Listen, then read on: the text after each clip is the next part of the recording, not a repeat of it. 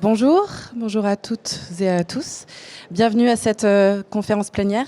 Je me présente, Claire Morel, je suis journaliste spécialisée dans les sujets de l'expérience client et j'ai le plaisir d'animer cette conférence cet après-midi sur justement l'expérience client.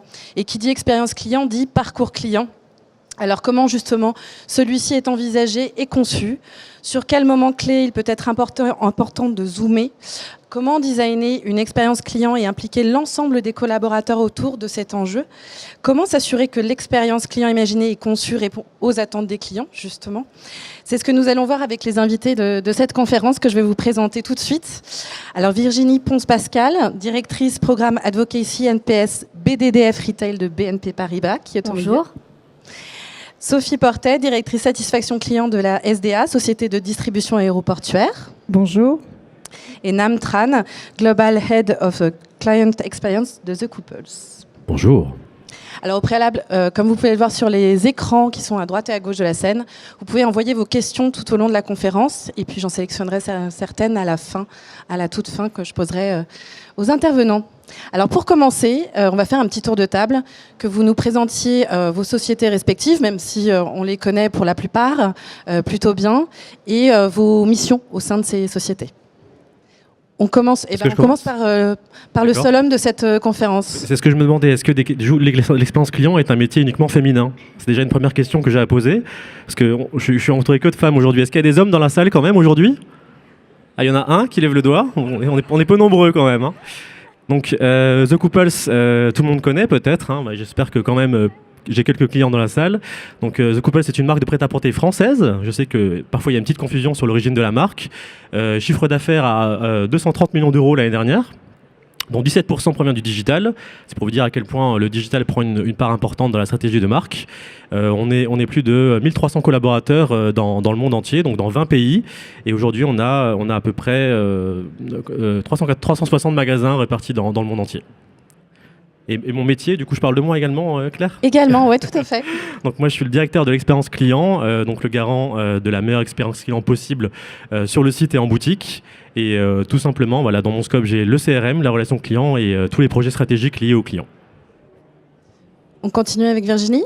Alors Nam n'a pas que des clientes dans la salle, il en a aussi sur le podium, puisque moi j'ai quand même mis ma petite robe The Couples pour l'occasion. Est-ce qu'on peut l'applaudir juste pour l'effort ? Je trouve ça formidable, moi. Donc moi je suis responsable d'un programme un programme dit Advocacy, donc autour du NPS, qui a pour vocation principale de positionner l'expérience client au cœur de la stratégie de la banque. Et le périmètre de jeu, il est très très large, puisque en fait il concerne à la fois la banque digitale Hello Bank, il concerne l'ensemble du dispositif d'agences de BNP Paribas en France, donc les 2000 agences, avec des segments de clientèle très larges également, puisqu'on a les particuliers, les professionnels, la banque privée et les grandes entreprises, que ça concerne l'ensemble des canaux de distribution, et on les a tous. Vous pouvez essayer de les compter, voilà, on les a tous. Et voilà, et tout ça, c'est 28 000 collaborateurs. Très bien, on finit avec Sophie. Alors, Sophie Portet, donc non, je ne suis pas habillée avec The Couples aujourd'hui. Bien dommage, Sophie. Dommage, hein, dommage. Et donc, moi, je travaille pour SDA. SDA, c'est la Société de distribution des aéroports de Paris, qui est une joint venture entre Paris Aéroport et Lagardère Travel Retail. Donc, on est sur du retail à destination de passagers, donc de voyageurs. C'est une entreprise qui a fait 740 millions de chiffre d'affaires l'année dernière, qui compte plus de 2200 salariés. Et mon métier chez SDA, donc en charge de la satisfaction client, et qui a comme périmètre à la fois le parcours client, donc définir des nouveaux parcours pour nos clients, et l'expérience client. Donc on articule en fait toutes nos actions sur ces deux axes: comment enlever les irritants, fluidifier le parcours client, et comment magnifier en fait l'expérience client quand il est dans nos boutiques, et avant et après également. Très bien, merci beaucoup. On va commencer avec vous, Virginie. Déjà, qu'est-ce que c'est l'expérience client chez BNP Paribas? Quels sont les enjeux véritablement aujourd'hui? Et puis on en viendra après, on reviendra sur Hello Bank ensuite. Le principal enjeu aujourd'hui, il est donc je vais parler. Alors on a vraiment deux marques très différentes avec des enjeux très différents. Hello Bank d'un côté et BNP Paribas, donc la marque BNP Paribas pour la banque traditionnelle. L'enjeu pour la banque traditionnelle aujourd'hui, il est de continuer à se faire une place dans un marché qui est fortement chahuté par des banques digitales qui arrivent, qui sont extrêmement agiles, qui ont une offre de services aussi extrêmement réduite. Et il faut continuer à maintenir des parts de marché dans ce contexte-là. Et alors, vous intervenez là pour témoigner sur BNP Paribas, mais aussi Hello Bank, puisque vous avez participé d'abord à un programme expérience client sur cette marque-là. Et c'est c'est fort de cette réussite par rapport à ce programme-là que vous travaillez aujourd'hui pour BNP Paribas. Est-ce que vous pouvez nous expliquer un petit peu la genèse ? Alors en fait, Hello Bank est une banque très récente. Elle est née en 2013 et moi j'arrive au sein d'Hello Bank en 2014. Hello Bank a à peu près 6 mois d'existence. Donc c'est un contexte qui est totalement inédit et puis on se dit on va créer un pôle d'excellence opérationnelle. Et le premier constat, alors dans ce contexte de banque naissante, il n'y a pas de sujet d'attrition en fait. Il y a au contraire le recrutement, il est exponentiel, il est comme ça. Donc on peut se dire, finalement, y a-t-il un sujet autour de la satisfaction client ? Et puis, donc assez rapidement, on arrive, la banque s'est créée très très rapidement. Donc on se dit, le premier élément, en tout cas, moi je me demande quelle est la mesure du NPS. Donc c'est le premier axe qu'on va travailler. Ça va être de se dire, il faut quand même qu'on ait un point de départ. On calcule ce NPS et puis on se rend compte que finalement il est certainement moins bon que les signaux purement business qu'on a, puisque le recrutement se fait très facilement. On a énormément de nouveaux clients. Alors je vous parle de ça, Hello Bank, il y avait moins de 50 000 clients, c'était vraiment une toute petite structure. Et puis on se rend compte qu'il y a quand même un enjeu autour du NPS et de la satisfaction client. Donc on va travailler de façon artisanale au début, je le dis avec beaucoup d'humilité. On lance des enquêtes, donc on commence à lancer un certain nombre d'enquêtes clients et puis on se rend compte que tout ça est très très instructif, qu'il y a des vrais sujets qui aujourd'hui ne donnent pas du tout satisfaction. Enfin, je vous parle de ça, c'était à l'époque. Et donc on commence à se mettre à travailler autour de ces enquêtes clients, autour de cette voix du client, qui mobilise très très fortement le top management, qui apparaît vraiment comme des gros points de vigilance tout de suite pour notre top management. Et ça a permis d'enclencher en fait une dynamique autour d'un certain nombre d'irritants qui sont tout de suite priorisés. C'est un contexte évidemment qui est très favorable, c'est une toute petite banque, c'est moins d'une centaine de personnes, donc on a la main sur à peu près tout. Donc c'est une période assez fabuleuse. On corrige plein de choses, on s'améliore, on fait plein de quick wins dans tous les sens, et puis on voit le NPS qui grimpe, et puis chaque année ça paye. Donc on continue cette démarche-là, et puis effectivement, il y a à peu près 2 ans de ça, on me dit ce que tu as fait là chez Hello Bank, c'est vachement bien. On aimerait bien que tu ailles le faire sur la marque verte, sur BNP Paribas. Et là, on rigole un tout petit peu moins, parce que là, on se dit, c'est 28 000 collaborateurs, c'est une offre incroyable, il y a tous les produits et il y a tous les services. Donc, on se dit, un parcours client, c'est quoi ? Voilà. Donc, on se repose tout un tas de questions. Par contre, fort effectivement de cette expérience, ce qu'on a tout de suite, ce sur quoi on a tout de suite capitalisé, c'est de se dire, on va mesurer, et puis on va le faire autant que possible. On va mesurer. 2, on va prioriser parce que sinon on est mort. Et le 3e point, c'est de se dire, en fait, on fera rien sans l'engagement du top management. Parce que la réalité, c'est que quand vous êtes chez Hello Bank, finalement, tout le monde a envie de travailler. Tout le monde travaille avec tout le monde se connaît. Quand vous passez chez BNP Paribas, c'est des équipes support extrêmement larges, extrêmement importantes, mais qui ont leur propre plan de charge. Donc vous allez vous rajouter à ce plan de charge. Donc c'est extrêmement important d'avoir tout de suite un sponsorship très fort auprès du top management, juste pour passer au-dessus de la pile de tous ces gens-là, qui sont une force de frappe incroyable, parce que c'est des équipes très importantes. Donc quand tout le monde se met à la manœuvre, ça donne des résultats fabuleux. Au jour d'aujourd'hui, si je fais le parallèle, il y avait 100 personnes chez Hello Bank en 2014 quand on a commencé à travailler. Ça, c'est toute éthique confondue, la Hello Team, etc. Là, aujourd'hui, chez BNP Paribas, rien que pour ce programme-là, on fait travailler plus de 50 personnes. Merci beaucoup pour cette explication. Moi, je vais juste me permettre d'intervenir par rapport à ce que tu viens de dire. Tu as de la chance, parce que moi, l'attrition, j'en ai.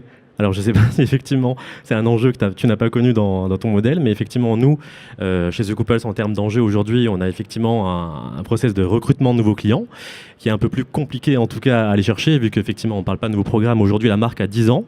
Donc on a essayé de renouveler en tout cas l'image de marque et prendre des vraies prises de position en tout cas en termes de marketing tout simplement. Aujourd'hui dans le recrutement de nouveaux clients, un exemple tout bête, aujourd'hui on va essayer d'acquérir des nouveaux clients sur des canaux de communication tels que les réseaux sociaux. L'année dernière on a lancé une campagne d'acquisition de leads réseaux sociaux via des jeux concours sur Instagram où en fait finalement vous mentionnez un membre de vos amis Instagram, vous essayez de gagner en fait un bon d'achat sur la marque et finalement nous on va être capable de traquer les personnes qui se sont inscrites au jeu et qui vont derrière peut-être devenir des nouveaux clients. Donc voilà, c'est un vrai enjeu chez nous de se dire aujourd'hui le recrutement de nouveaux clients, voilà, c'est un vrai enjeu chez nous. Ensuite, je vais parler aussi de des enjeux chez nous, je vais en profiter. Nous, on recrute des nouveaux clients. Ensuite, il faut capturer ce client. Donc, c'est pas un Pokémon, le client, mais voilà, il faut capturer son attention et de se dire qu'aujourd'hui, dès qu'on a saisi son attention, on a justement l'occasion de convertir. Dans la capture, justement, il faut avoir une stratégie de brand marketing qui est assez développée. Aujourd'hui, on a pris le parti pris de stopper la communication sur les couples. J'espère que, en tout cas, les consommateurs l'ont remarqué. On a pris un vrai parti pris de se dire qu'aujourd'hui, la marque devait être rajeunie. Donc, on a communiqué sur des égéries masculines et féminines, donc avec Emily Ratajkowski sur la femme et Zayn Malik sur l'homme, et se dire qu'aujourd'hui, la cible, c'était également les millennials. Donc, typiquement, voilà, on se dit qu'on va aller chercher des nouveaux clients, là où, effectivement, il y a un potentiel aussi d'achat. Donc, voilà, il y a cette partie-là aussi. Une fois qu'on a saisi l'attention, on va essayer de convertir. Donc ça, c'est encore un autre enjeu. C'est de se dire qu'aujourd'hui, il faut mettre en place des outils et des leviers tout au long du parcours d'achat pour se dire qu'aujourd'hui, moi, ma conviction, c'est de se dire une expérience client réussie, c'est une expérience client sans friction, finalement. Parce que si aujourd'hui, un client veut essayer de passer un achat sur mon site et que finalement sa carte de crédit passe pas parce que c'est une version de l'iOS qui est pas supportée, parce que le compte Amazon Pay finalement n'est pas supporté sur mobile. Enfin, il y a plein de choses qui finalement sont des freins à l'achat aujourd'hui, et on va travailler là-dessus. C'est-à-dire qu'on va mettre des clés de rassurance sur le site pour que potentiellement le client puisse avoir l'information dont il avait besoin pour convertir, et on va également mettre en place des outils tels que des outils de marketing conversationnel. Je pense à du live chat, donc je pense que vous connaissez un petit peu les stratégies de live chat. Donc, effectivement, nous, on a toujours voulu mettre l'équivalent du personnel en boutique, parce que finalement, l'expérience d'achat, de shopping, finalement, elle est en boutique, elle est pas comparable à ce que vous faites en ligne. Mais finalement, quand vous mettez en fait une personne qui connaît les produits, qui connaît la marque, qui serait susceptible de répondre à des questions type comment entretenir cette robe, finalement, avec quoi l'accessoriser, voilà, on trouve un peu l'équivalent et l'écho justement du vendeur en boutique. Donc c'est un peu le parallèle que j'aime faire sur la conversion.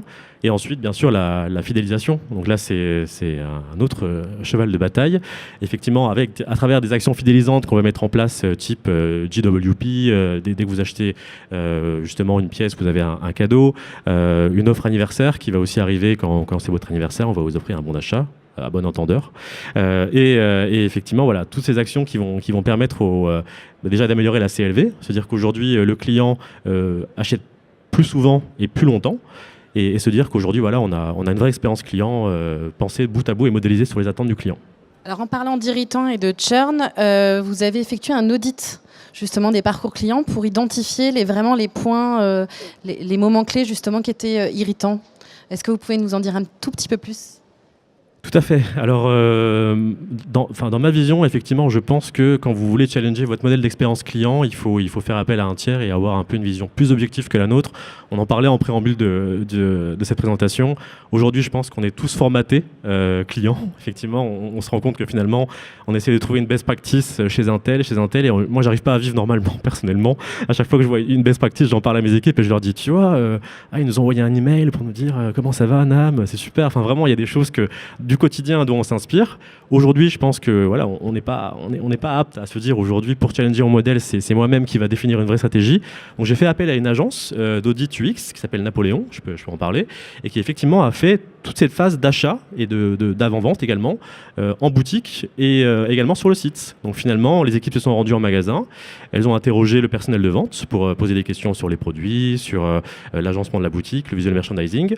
Elles ont également interrogé des clients qui étaient présents dans la boutique pour avoir un petit peu justement des avis, typiquement sur la marque, la perception de marque, entre autres. La même chose également en ligne, donc toute l'expérience d'achat sur le site, expérience de navigation, de paiement, de livraison, et également le contact avec le service client.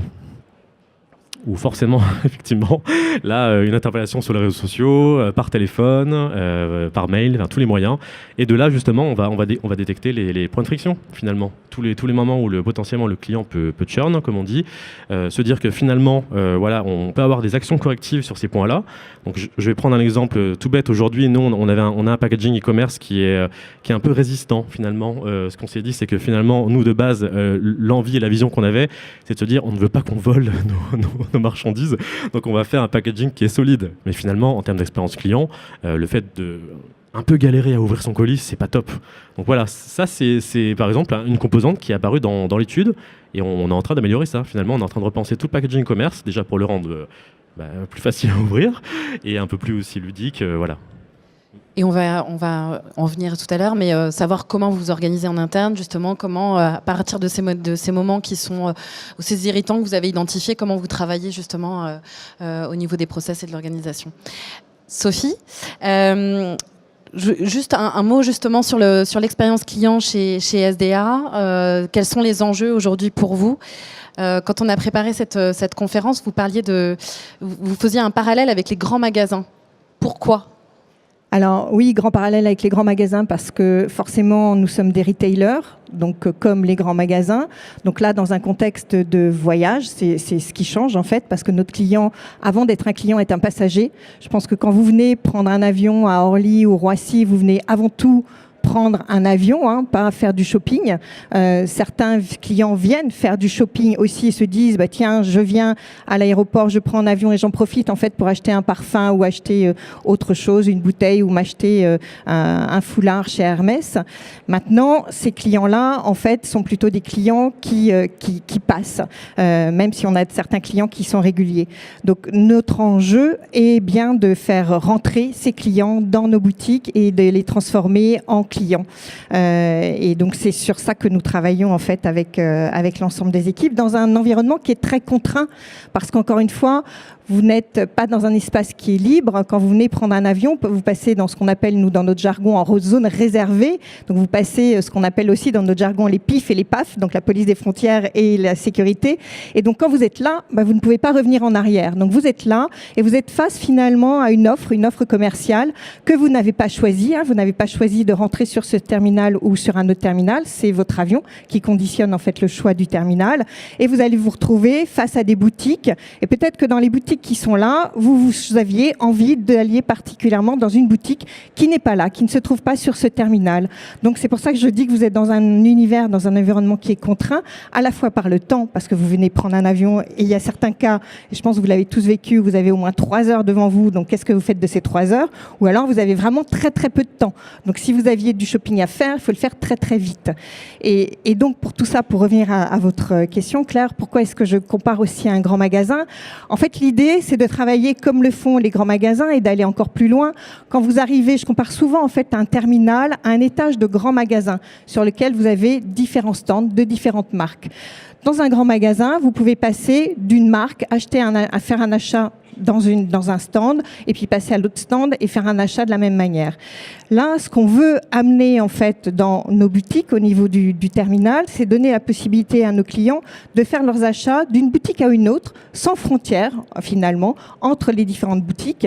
Il faut savoir qu'on a à peu près 180 boutiques entre Orly et Roissy, qu'on travaille sur les marques que vous pouvez tous connaître si vous prenez l'avion, donc les By Paris Duty Free, By Paris Collection, mais également on opère pour des marques de luxe telles que Hermès, Bottega Veneta, Bulgari. On opère avec notre staff et donc on est à même aussi d'accompagner le client d'une boutique à l'autre pour lui offrir ce parcours sans couture. Et c'est vers ça qu'on veut aller. Et donc on travaille dans le même sens que les grands magasins, c'est-à-dire développer des services de plus en plus personnalisés, de la conciergerie, de l'accompagnement personnalisé, des salons. Enfin voilà, on est dans cet engagement et c'est pour ça qu'on compare justement avec ces grands magasins qui se modernisent.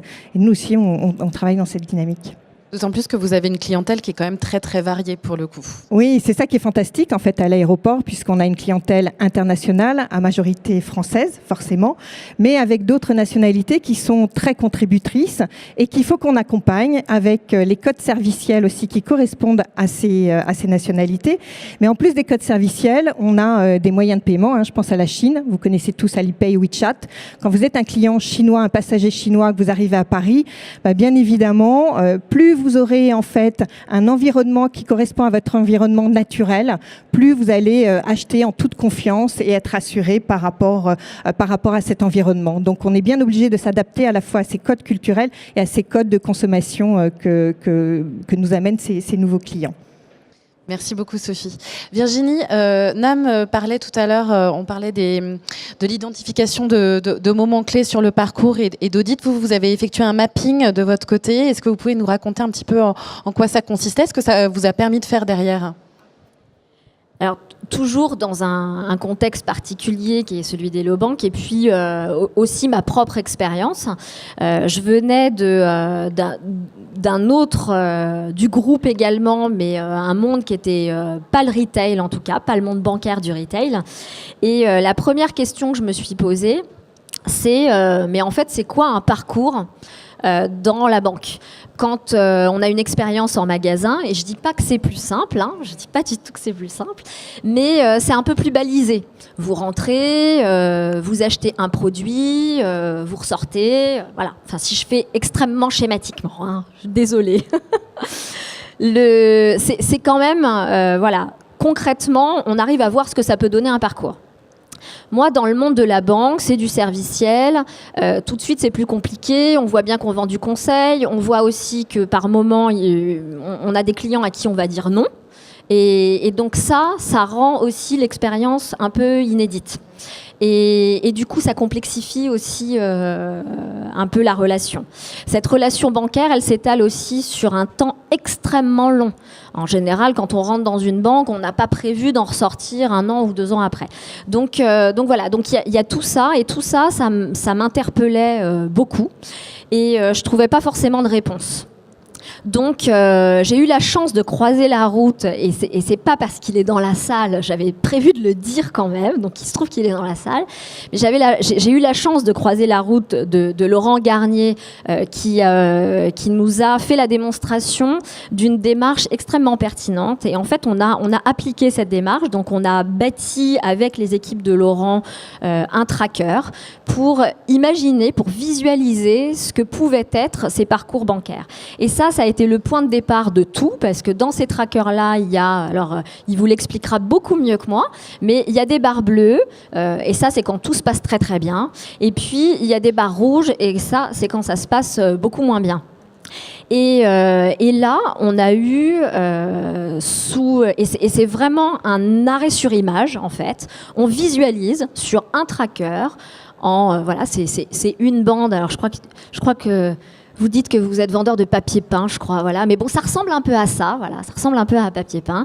N'empêche que sous les yeux, vous avez toute la stratégie des années à venir. Vous savez exactement ce qu'il faut faire, et vous savez exactement ce qu'il faut plus faire, ou en tout cas ce qu'il faut travailler pour que ce soit plus fait de la même façon. Et puis vous voyez aussi ce qu'il faut dupliquer. Et donc on s'est très très fortement accroché à ça, parce que l'intensité des barres nous permettait aussi de nous dire, finalement, c'est quoi les combats ? Et donc, à partir de là, on a déroulé cette stratégie. On s'est mis à travailler en task force autour de quelques irritants majeurs. Donc, pour vous donner un exemple très concret, on se disait tout à l'heure, on n'a pas d'attrition, etc. chez Hello Bank. C'est vrai, mais c'était le début. Donc, le début, tout est rose, tout va bien. N'empêche que ces trackers-là, ils nous ont montré des points de vigilance, même des points d'alerte majeurs dans l'expérience qu'on faisait vivre à nos clients et qui n'allaient pas pouvoir continuer parce que à la clé, on avait, alors nous, dans notre jargon, on parle de produit net bancaire. Bref, le chiffre d'affaires, voilà, si on vulgarise un peu, c'est le chiffre d'affaires. En fait, on se rendait compte que certains clients à qui on avait fait vivre une expérience d'ouverture de compte qui était pas optimale, et ces clients-là, la réalité, c'est qu'on les rattraperait plus jamais. Ils étaient chez nous, mais en fait, ils n'allaient pas vraiment travailler avec nous. Donc, ce genre de choses, il y a eu des prises de conscience et le fait d'avoir un visuel, tout de suite, ça intéresse énormément le COMEX. Donc ça nous a permis de nous mettre en ordre de marche et de mobiliser le COMEX. Puis comme c'est très visuel, il suffit que vous le fassiez régulièrement et puis voilà, vous matérialisez ce qui avance et ça c'est important quand on engage beaucoup d'efforts, c'est important de voir ce qui avance. Alors Nam, sur les moments clés du parcours client, les irritants que vous pouvez identifier, comment vous faites concrètement ensuite pour travailler justement là-dessus? Vous parliez de cette anecdote au niveau des colis, mais ça peut être sur d'autres choses, du service en boutique ou sur le site directement. Comment on travaille concrètement dessus ensuite? Alors déjà, c'est un peu le même enjeu, c'est de se dire qu'aujourd'hui, pour réunir toutes les business units et parties prenantes de la chaîne opérationnelle de l'entreprise, il faut les réunir sur un sujet qui est le même, c'est le client. Et aujourd'hui, c'était un peu compliqué. Donc nous, on part effectivement d'une stratégie qui est plus d'image de marque. Et finalement, on s'est un peu recentré, en tout cas, sur le client ces 2 dernières années pour penser un peu des services aux clients. Aujourd'hui, j'ai la chance de pouvoir animer des comités clients au sein de l'entreprise. Donc voilà, c'est une vraie avancée interne de se dire aujourd'hui, voilà, on définit en fait une thématique à chaque fois. Donc ça peut être effectivement la livraison, ça peut être le processus de retour, ça peut être l'expérience client en boutique, ça peut être également le service client. Et ensuite, on va surveiller justement un KPI précis. Donc là, je parlais de la livraison. Effectivement, aujourd'hui, donc je ne vais pas citer notre transporteur qu'on adore, mais parfois, il se peut qu'il y ait des petits soucis avec le transporteur. J'espère qu'il n'est pas dans la salle. Mais effectivement, voilà, on s'est rendu compte que finalement, le taux de réussite de livraison en première tentative n'était pas bon. Donc finalement, on a challengé ce KPI. On s'est posé justement avec le directeur supply chain, avec le directeur de l'entrepôt et toute la logistique, et également tout le directeur digital, enfin vraiment toutes les parties prenantes sur la chaîne opérationnelle de la livraison d'un colis e-commerce finalement, et se dire qu'aujourd'hui, quelles actions on pouvait mener justement en amont. Donc c'est-à-dire qu'aujourd'hui, est-ce qu'on peut tracer justement la délivrabilité du colis jusqu'au dernier kilomètre, par exemple. Donc c'est une mise en place avec le transporteur d'une puce en fait qui géolocalise le chauffeur. Donc ça fait un peu intrusif, mais malheureusement on est obligé de contrôler. Aujourd'hui on fait aussi un métier de contrôleur malheureusement. Pareil sur le retour. Aujourd'hui on a eu beaucoup de verbatim, donc on fonctionne de la même façon. C'est-à-dire qu'aujourd'hui nous on recueille du verbatim client via tous les canaux de communication classiques, donc appel, email, live chat et également via le NPS où on interroge nos clients à 3 moments forts du parcours client. Et par exemple, un verbatim qui revenait souvent, c'est le délai de traitement de retour est trop long. Donc nous, on annonce clairement des délais de traitement, mais je pense que voilà, par rapport aux standards du marché, on n'était pas bon finalement. Donc on a rechallengé le modèle de traitement, donc avec une automatisation du traitement des retours, avec plus de ressources allouées, et finalement on s'est rendu compte qu'en ajustant un petit peu justement les ressources et les outils, on pouvait passer d'un traitement à 15 jours à 7 jours finalement. Donc voilà, c'est un peu une thématique à chaque comité client et à chaque fois voilà, un pain point qu'on identifie et une amélioration justement des étapes du parcours client. Alors Sophie, même question, comment on fait pour améliorer les différentes étapes du parcours client qui peuvent être vraiment cruciales et comment on embarque les parties prenantes, justement, les personnes qui sont sur le terrain? Alors, comment on fait? Déjà, on se met à la place du client, donc à la place du passager qui prend son avion, et on identifie en fait quels sont les irritants durant son parcours. Et dans les irritants qu'on a pu nous identifier, je vous parlais tout à l'heure du fait que quand vous prenez l'avion, vous arrivez sur un terminal et en fait, il n'y a pas la marque que vous vouliez, ou alors il y a bien la marque que vous vouliez, mais il n'y a pas le produit que vous vouliez parce que soit il n'y a pas la couleur, soit il n'y a pas la taille. Donc, on met en place des dispositifs pour justement faciliter et digitaliser en fait fait ces opérations de transfert de stock pour que ce soit beaucoup plus rapide pour le client, mais aussi beaucoup plus simple pour les équipes. Donc il y a toujours une question de symétrie dans les outils qu'on va mettre en place. Donc se mettre à la place du client, c'est aussi se dire qu'est-ce qui est cohérent, qu'est-ce qui a du sens dans son parcours. Je suis en train de voyager, qu'est-ce qui a du sens pour moi qui suis en train de voyager. On a développé un nouveau service qui s'appelle Shop and Collect, qui est en place depuis maintenant bientôt 3 ans en fait, qui permet aux passagers d'acheter au moment où il est en train de partir, donc au moment où il arrive sur le terminal. Et en fait, quand vous prenez l'avion, vous allez peut-être prendre l'avion pour une journée, vous revenez peut-être dans 15 jours, vous partez pour un voyage d'affaires ou une réunion en France ou à l'étranger, et vous n'avez pas envie de partir avec vos sacs, vous n'avez pas envie qu'on voit ce que vous avez acheté. Vous êtes avec un bagage cabine, donc si vous achetez du parfum, vous savez très bien qu'en repartant, vous ne pourrez pas le passer avec votre passage cabine parce que ça ne passera pas. On est vraiment dans un environnement contraint. Et donc, nous, on vous permet de récupérer votre achat au retour. Donc, vous achetez quand vous êtes dans la boutique et vous récupérez au retour. Donc, en fait, c'est ça, du coup, imaginer de nouveaux parcours, c'est se dire qu'est-ce qui a du sens pour ce client. Donc, c'est pas calquer ce qui se passe ailleurs parce que ça n'a pas forcément de sens dans un parcours qui n'est pas forcément une destination de shopping. Mais du coup, c'est aller capter ces nouvelles attentes, en fait, de la part de nos clients et les mettre en œuvre après, techniquement, opérationnellement, et du coup, former les équipes pour qu'elles soient capables aussi de proposer ces nouveaux services ou ces nouveaux accompagnements. C'est aussi, je parlais de terminal avec des boutiques séparées, donc c'est amener les équipes aussi à proposer des parcours transverses. C'est-à-dire qu'un vendeur qui vend du parfum doit être à même de savoir ce qui se passe dans la boutique Hermès à côté et doit être capable aussi de savoir ce qui se passe sur l'ensemble du terminal pour vous proposer de vous accompagner dans telle ou telle boutique et passer le relais aussi à un autre vendeur. Donc c'est amener aussi les équipes à cette dimension de transversalité au sein du terminal. Donc tout ce genre d'actions qui peuvent engager nos équipes dans ce que peut attendre aussi le client dans son parcours.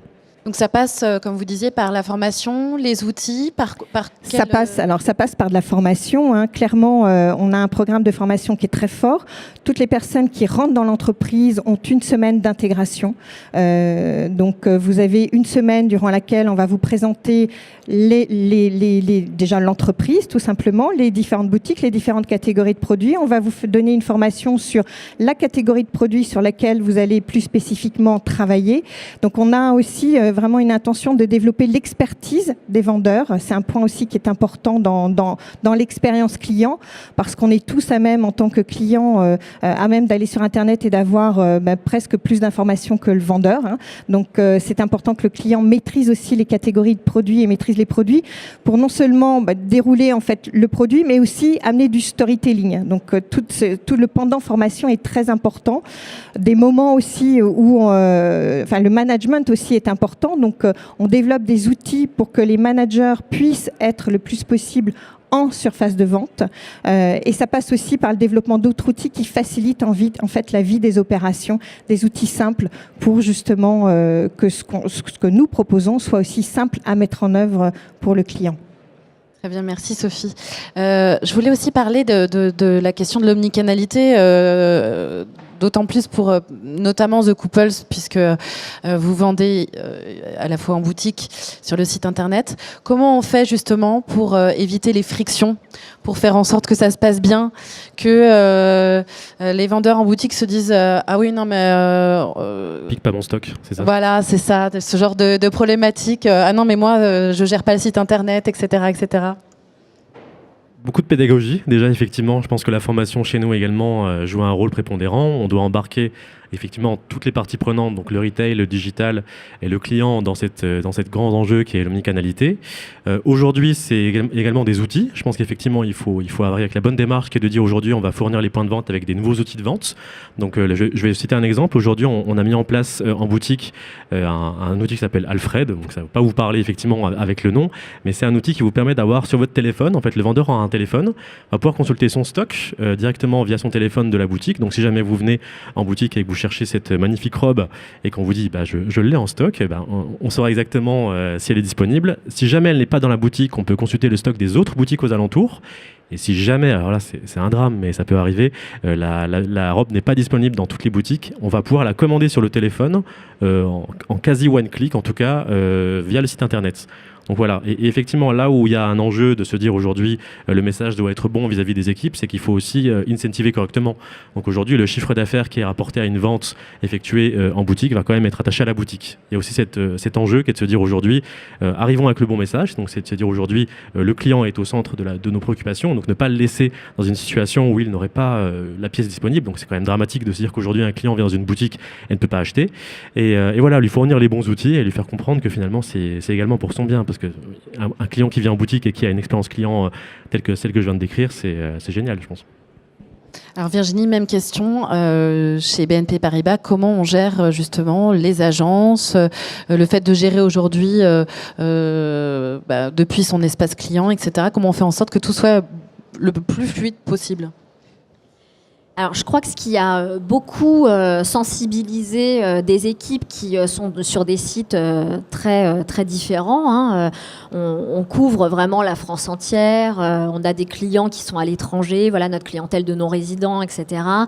Et effectivement, c'est des clients qui vont pouvoir interagir avec potentiellement pas que leurs conseillers, mais comme toutes les banques, on a des centres de relations clients qui sont bien des conseillers bancaires BNP Paribas localisés en France, qui répondent au téléphone de 8h à 22h, 6 jours sur 7, etc. Donc, en fonction des horaires d'appel, potentiellement, un client peut avoir de multiples interactions avec plusieurs personnes qui toutes doivent avoir le même discours, etc., qui toutes représentent la banque et doivent délivrer la même expérience client de qualité.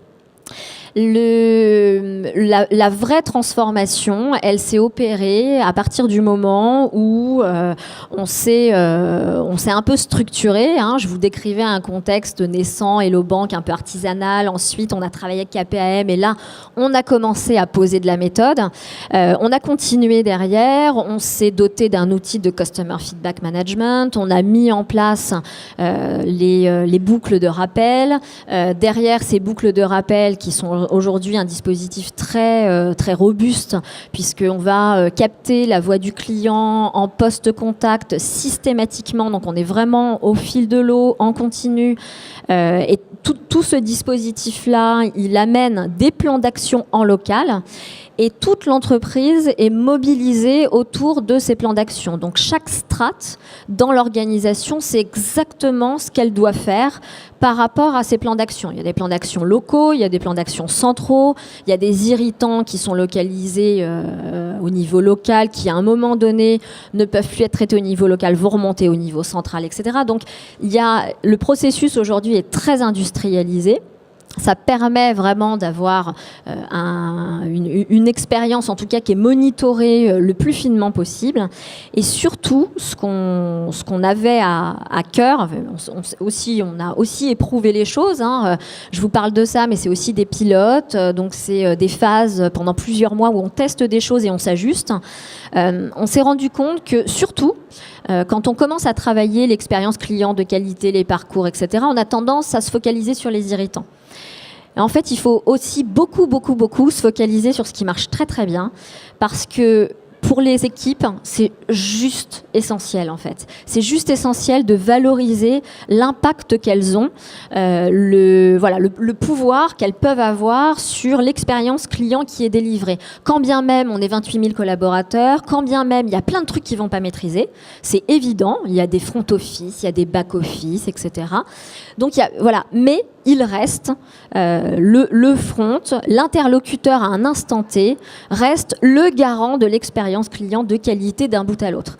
Et donc ça, c'est important parce qu'ils ont un seul et même outil en commun, qui est cet outil de Customer Feedback Management, autour duquel tous les matins ils se réunissent, autour duquel tous les matins ils font ce travail de se dire c'était quoi les couacs de la veille, mais c'est quoi aussi ce qui a bien fonctionné, et bravo. Et les bravos, ils remontent dans toutes les strates de l'organisation. Donc ça, c'est absolument capital. Je vous donne un petit exemple parce que je trouve qu'il est quand même sympa. Quand on a mis en place notre outil de Customer Feedback Management, donc vraiment qui tourne en temps réel, hein, il y a des clients qui nous envoient leur verbatim la nuit, le matin, l'agence là, etc. Quand on l'a mis en place, le premier verbatim qui a été intégré dans la machine, c'est un client promoteur qui nous disait « Je vous aime ». je me mets à la place du directeur d'agence qui a découvert ça le matin quand il est arrivé. Le verbatim, il est tombé à 8h17. Les agences, elles ouvrent à 9h. Il arrive, il voit ça. Mais je peux vous dire que le sens de son boulot pour la journée, il l'a en fait. Il l'a, il n'y a pas de sujet. Et donc, c'est ça aussi, et c'est grâce à ça qu'on arrive à faire en sorte qu'à un moment donné, tout le monde travaille dans le même sens. On est aussi très aidé, on a aussi une direction générale qui a un top 3 des priorités dans sa feuille de route 2019, et ce programme, il est dedans. Ça aide, je ne vous le cache pas. Alors justement, Sophie, je rebondis sur l'orientation client de l'entreprise, le fait que ce soit inscrit dans la stratégie. Comment ça se passe chez SDA? Il semble que ce soit aussi une vraie orientation stratégique. Et puis ensuite, un point sur la satisfaction client. Comment vous faites pour évaluer le parcours client, l'expérience client? Alors oui, c'est ancré dans notre ADN. Hein. Déjà, premier point pour marquer cet ancrage, la direction satisfaction client est rattachée au COMEX. Donc ça montre bien aussi l'ambition en fait de notre directeur général, qui est de vraiment mettre au même niveau justement cette intention de satisfaction client, à un même niveau que le marketing, à un même niveau que la finance, que les RH, que les opérations. Et ça, c'est important parce que je pense que si je n'avais pas été rattachée au COMEX et si j'avais été, par exemple, du coup rattaché au marketing, hein, tout simplement. Voilà, je pense que j'aurais pu avancer, mais pas de la même manière. Donc, il faut faire des coudes, hein, il faut faire sa place. C'est une direction qui existe maintenant depuis 3 ans, donc qui s'est intégrée au sein de ce comité exécutif. Mais déjà, ça, c'est je trouve, le point le plus important, le plus marquant. Ensuite, l'engagement qu'on a, il se traduit au quotidien par justement nous, dans notre équipe, le côté support qu'on peut amener aux autres directions, et l'ambition du coup de la direction générale qui est d'offrir l'ultime moment de shopping parisien à nos clients. Ça, c'est le claim SDA. Donc dedans, tout est dit et tout se rattache aussi à notre engagement. Comment on fait maintenant pour mesurer? Nous n'avons pas d'outils spécifiques pour mesurer, mais différentes façons en fait de mesurer. On a un service clientèle qui nous permet de remonter les réclamations clients. On a à peu près 2000 réclamations clients par an depuis que je suis là. Et puis à côté de ça, on arrive aussi à remonter des verbatims de clients qui nous renvoient des mails en disant voilà, je suis passé dans votre boutique et j'ai eu affaire à telle vendeuse et là j'ai eu vraiment une expérience extraordinaire. Alors ça peut tenir en 2-3 lignes comme ou d'autres cas où on a eu vraiment de longs mails où le client détaille en fait toute son expérience. Et là, d'année en année, en fait, ça croît puisque l'année dernière, on a reçu un peu plus de 1700 mails de clients très satisfaits par le service qu'on leur a offert. Donc pour nous, c'est déjà un premier moyen en fait de remonter en direct, de manière spontanée en fait des commentaires de la part de nos clients. Ensuite, on s'inscrit dans le cadre de Paris Aéroport, qui lui-même mène des enquêtes de satisfaction.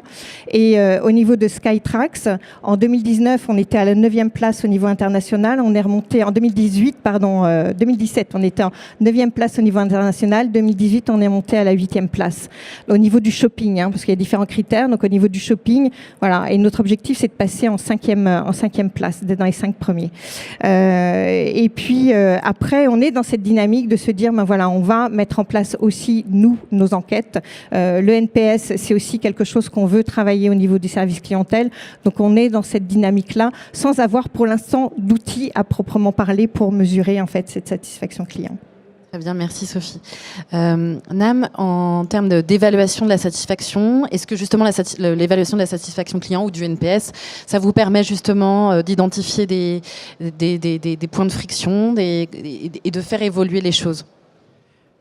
Tout à fait. Donc nous, on travaille avec un spécialiste du NPS qui s'appelle Did You Enjoy et qui nous permet de mesurer justement à 3 étapes clé du parcours client, la satisfaction client. Donc on a effectivement un questionnaire qui va arriver post-achat e-commerce. Donc dès que vous avez validé votre achat, sur la page de confirmation de commande, vous aurez une pop-up qui va s'afficher avec plusieurs questions sur la navigation, sur les facilités de paiement, sur les informations produits, qui vont déjà vous permettre de mettre une note sur 10 sur ces items-là. Et ensuite, il y aura une note de recommandation globale à la marque en fonction de l'expérience d'achat également. Donc ça va nous permettre d'avoir déjà des indicateurs sur l'expérience d'achat en ligne. On le fait de la même façon en boutique. Donc post-achat boutique, boutique à J, c'est vraiment à chaud pour l'instant, parce qu'on veut mesurer vraiment le verbatim à chaud. Donc là, c'est de la même façon, on va mesurer l'accueil en boutique, la disponibilité des équipes, le visual merchandising, entre autres. Et là, on va effectivement avoir des verbatims intéressants. Donc je rejoins ce que Virginie a dit sur la partie verbatim et mise en valeur des équipes. Aujourd'hui, de la même façon, un client qui vient en boutique et qui est satisfait du service, il va pas forcément prendre le temps d'aller voir la vendeuse et de lui dire c'est génial, quoi, cette robe est magnifique, tu m'as vraiment vendu du rêve. Enfin, vraiment, c'est pas le but. Et je pense que vraiment, le fait de recevoir un questionnaire de satisfaction ensuite chez vous, sur un canal de communication qui est friendly, donc l'email, sur mobile, enfin vraiment tout est responsive. Là, vous avez le temps justement, toujours à chaud, mais quand même avec du recul, de vous dire je vais complimenter finalement l'équipe, la vendeuse qui m'a vendu ma robe, qui m'a donné les bons conseils d'entretien, de Total Look, ce genre de choses. Et c'est pareil, donc nous on fait remonter les verbatims aux équipes pour effectivement les valoriser. C'est extrêmement important, je partage ce point de vue. Aujourd'hui, je pense que mettre en valeur ses collaborateurs, c'est vraiment clé là-dessus. Et par rapport au point de friction qu'on identifie. Donc de la même façon, on va analyser les verbatims clients qui arrivent. Donc ce qu'on fait, c'est qu'on on fait une analyse sémantique des verbatims qui sont entrants et on arrive à dégager en fait la tendance des mots-clés et des vraies tendances conversationnelles. Donc par exemple sur notre site aujourd'hui, on a le mot taille qui revenait très souvent. Dans 35% des verbatims clients, il y avait le mot taille, donc on s'est dit qu'est-ce qui se passe, il y a un problème. Et finalement, le fait de mettre un guide des tailles est tout simple, avec une correspondance des tailles entre les tailles numériques, les tailles en XS, ML, 46, 48, 50, qui finalement sont peu compréhensibles pour le client. C'est se dire déjà, premièrement, vous avez une aide pour ça. Autre cas, finalement, les retouches. Aujourd'hui, effectivement, on fait des très belles vestes de costume et on fait beaucoup d'habits qui finalement nécessitent une retouche. Aujourd'hui, on n'avait pas de service de retouche approprié et dédié sur le site. Donc, on va travailler avec un partenaire qui s'appelle Tilly et qui en fait fait de la retouche chez vous. Donc, en fait, post-achat, quand vous avez acheté votre costume, on va vous proposer une feature qui s'appelle effectuer une retouche. C'est bien, c'est chouette, On est fans, nous. C'est super. Merci. Et qui du coup vous permet de prendre un rendez-vous avec une retoucheuse qui se déplace chez vous et qui finalement va prendre vos mesures, va prendre le costume, une robe, une chemise et va vous le rendre retouché sous 2 semaines. Donc voilà, ça c'est né d'une vraie tendance qui est aujourd'hui, on a un problème de fond qui est les tailles ne sont pas assez bien expliquées sur notre site.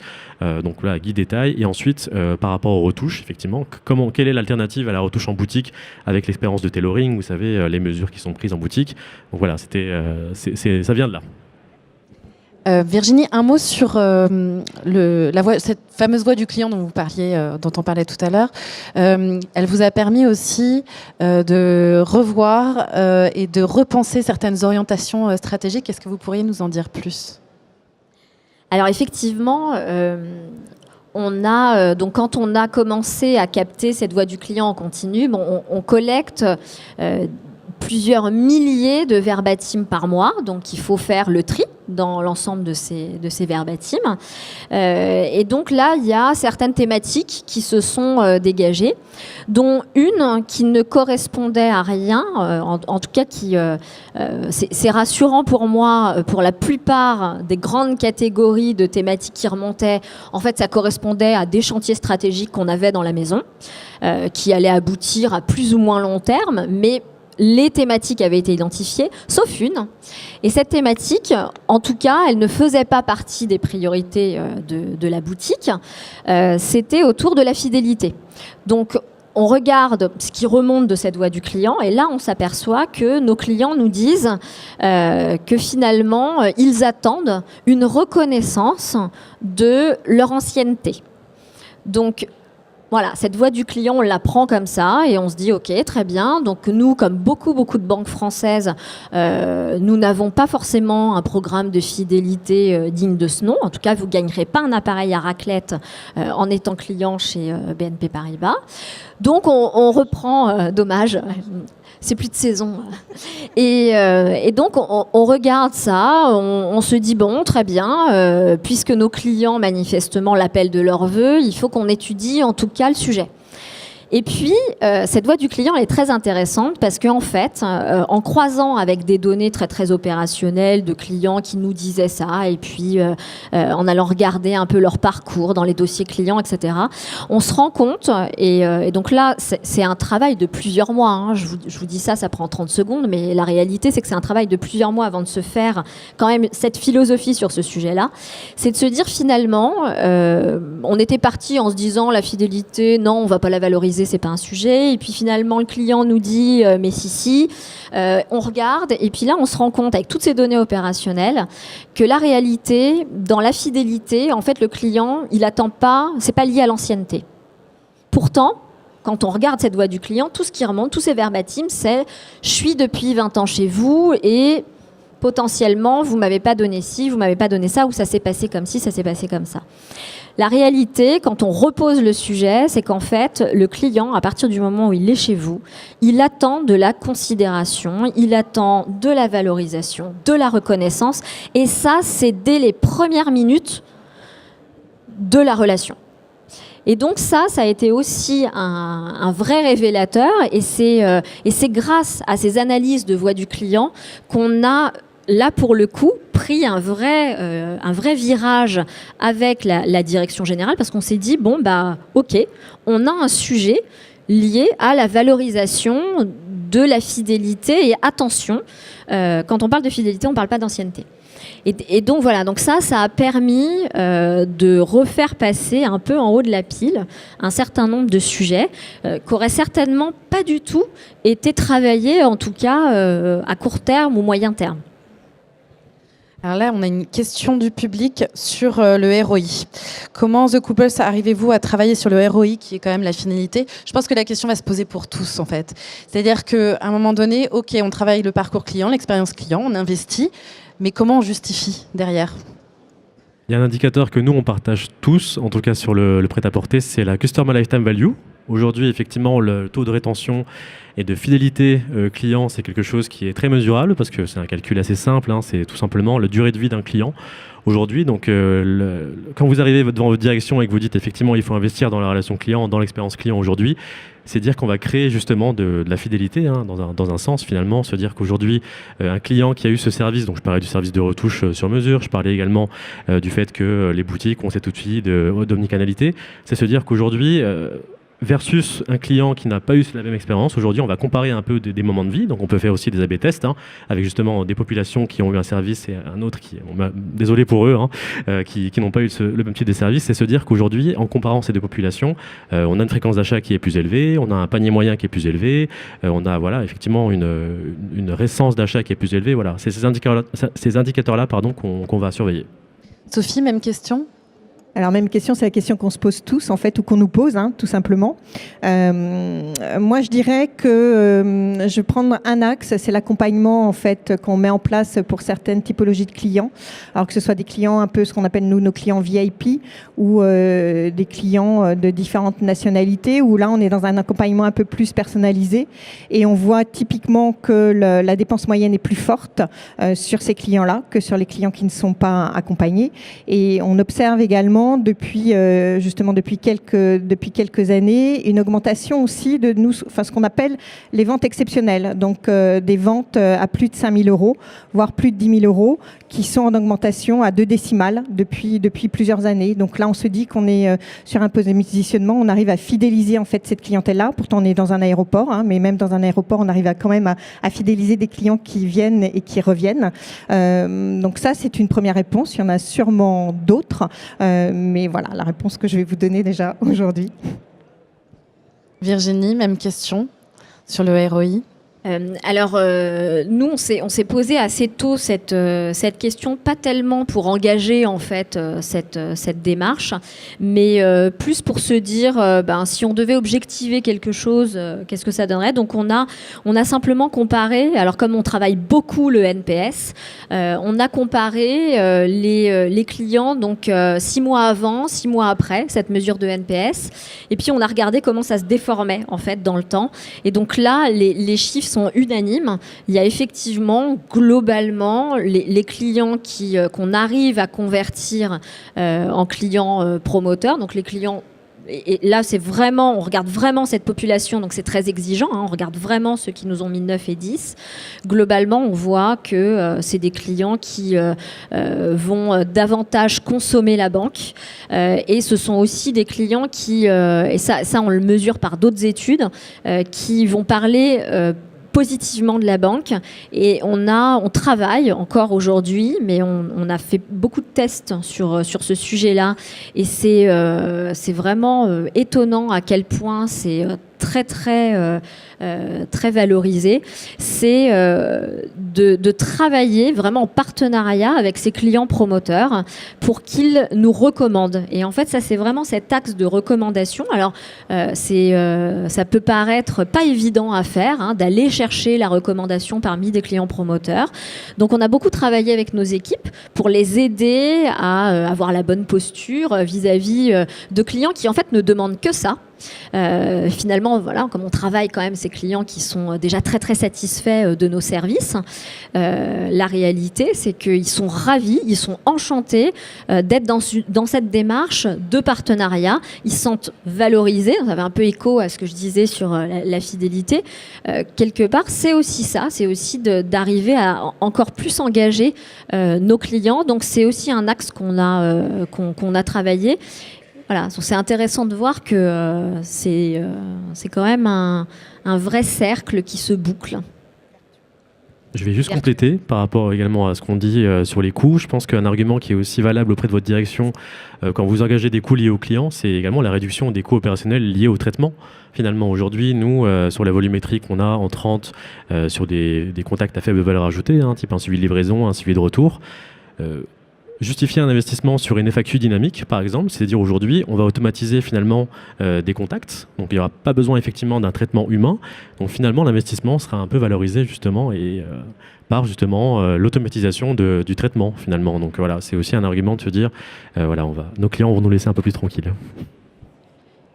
Je complète également, quand on a commencé à initier cette démarche de monitorer finement les parcours avec un NPS à la fin de chaque parcours, on regarde aussi le Customer Effort Score et l'Employee Effort Score. Et ça, le fait de nous obliger en fait à avoir tous ces prismes-là, ça nous permet, quand on travaille le Customer Effort Score, d'aller chercher des petites mesures de simplification tout au long du parcours, d'aller chercher des petits quick wins, de pas forcément être dans une refonte globale, et pareil, de travailler à la fois l'attractivité de nos parcours, mais aussi la rentabilité en fait. Alors justement, ça rejoint une des questions que j'allais vous poser, la dernière, sur la symétrie des attentions. Parce que là, on parle beaucoup des clients, etc., mais ceux qui participent véritablement au parcours et à l'expérience client sont les collaborateurs. Est-ce que vous les écoutez ? Qu'est-ce que vous mettez en place pour faire en sorte que leur travail soit le plus simple possible en termes d'expérience collaborateur, justement ? Comment ça se passe ? Qui veut répondre ? Alors, j'ai commencé à y répondre tout à l'heure, mais déjà en outils, hein, tout simplement, quand on lance en fait des nouveaux dispositifs, on fait très attention à ce que ces outils soient cohérents par rapport aux équipes et qu'il n'y ait pas une multiplication non plus des outils. Et on ne lance rien de toute façon avant que ça marche complètement. Ça, c'est vraiment, je pense que tout le monde fonctionne comme ça, mais c'est un point important. Et je pense que tous, et vous tous, vous êtes sûrement concernés de la même manière, on a devant nous plein d'offres, je dirais dans tous les sens, mais il faut être cohérent par rapport à ce qu'on met en place à la fois pour nos clients, à la fois pour nos équipes, pour pas se perdre dans tout un tas d'outils ou d'applications qui finalement perdent tout le monde, à la fois le client et les équipes. Donc ça, je trouve que c'est vraiment une ligne de conduite à avoir sur des outils qui sont simples à utiliser, simples de compréhension pour le client, qui ont du sens dans son parcours et simples pour les équipes aussi. Voilà, c'est vraiment c'est du bon sens, mais on peut vite se perdre en fait dans tout ce qui existe sur le marché. J'ai un cas concret. On le fait effectivement nous depuis peu. Effectivement, on a compris que interroger nos collaborateurs était également précieux. Donc aujourd'hui, on fait beaucoup de test and learn finalement sur les nouveaux features qui sont sur le site. On est en plein replatforming, donc on va changer totalement de version de site, donc de back office, d'interface, hein, vraiment tout l'UX online va être repensé, et finalement tous les nouveaux projets, donc ça peut être de la perso produit, ça peut être un menu qui va changer, finalement va être testé par nos collaborateurs en amont. Donc c'est-à-dire qu'on va réunir une dizaine de personnes du siège, on va justement faire des sessions comme comme un focus group finalement, avec des vrais consommateurs, mais voilà, avec une perception différente justement. On va pas prendre des gens des équipes digitales finalement, ou des gens des équipes clients, mais voilà, des gens de la production, du retail, de la qualité, et qui finalement, eux, vont nous donner un peu un ressenti qu'on n'aurait pas, nous, finalement, parce que comme je l'ai dit, on est un peu formaté.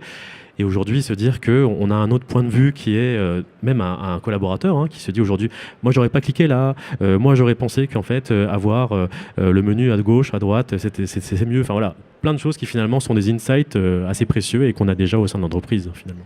Et si je peux rajouter, en fait, ces outils-là, c'est aussi comment les intégrer dans le discours de nos vendeurs. Donc l'appropriation aussi doit se faire à travers ce prisme-là. C'est non seulement j'ai un nouvel outil, mais ces nouvel outil, très bien, on a des iPads dans nos magasins, comme je pense dans beaucoup de boutiques. Un iPad, c'est un outil en plus pour moi. Quand on a de très bons vendeurs en face de nous, je me dis, OK, mais tout ce que je retrouve dans l'iPad en termes d'information produit, finalement, je le connais. Donc pourquoi je vais ouvrir cet iPad? Qu'est-ce que je vais en faire? Donc c'est du coup donner de la compréhension sur l'outil et ce que cet outil va amener en termes de valeur ajoutée dans la relation avec le client.